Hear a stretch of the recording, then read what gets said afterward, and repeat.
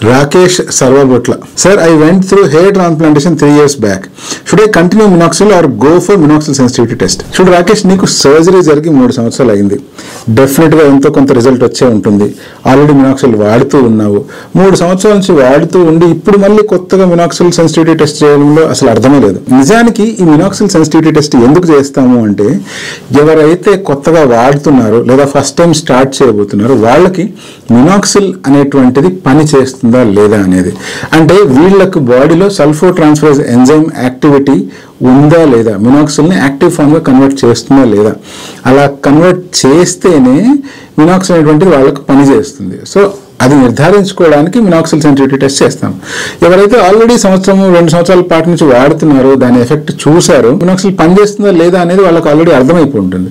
So అలా అర్థమైన తర్వాత మళ్ళీ టెస్ట్ చేయాల్సిన అవసరం ఏమీ లేదు. బట్ మీరు మినాక్సిల్ వాడుతూ ఉన్నారు, మీకు ఎటువంటి తేడా కనపడట్లేదు, డాక్టర్ చెప్పారు కాబట్టి మీరు అలాగే వాడుతూ ఉన్నారు అంటే మాత్రం డెఫినెట్గా మినాక్సిల్ సెన్సిటివిటీ టెస్ట్ చేయించుకొని దాని ఎఫెక్టివిటీని నిర్ధారించుకోవచ్చు. ఒకవేళ మీకే కనుక మినాక్సిల్ సెన్సిటివిటీ నెగిటివ్ వచ్చింది అనుకోండి, అంటే మీకు అంత ఎఫెక్టివ్ లేదు అనుకోండి, మినాక్సిల్ బూస్టర్స్ అనేటువంటివి దొరుకుతాయి. అటువంటి లోషన్స్ ముందే అప్లై చేసి దాని తర్వాత మినాక్సిల్ అప్లై చేసినట్లయితే మీకు మినాక్సిల్ ఎఫెక్టివిటీ పెరిగే అవకాశం ఉంది. దానివల్ల వచ్చే రిజల్ట్స్ మీరు పొందుకోవచ్చు.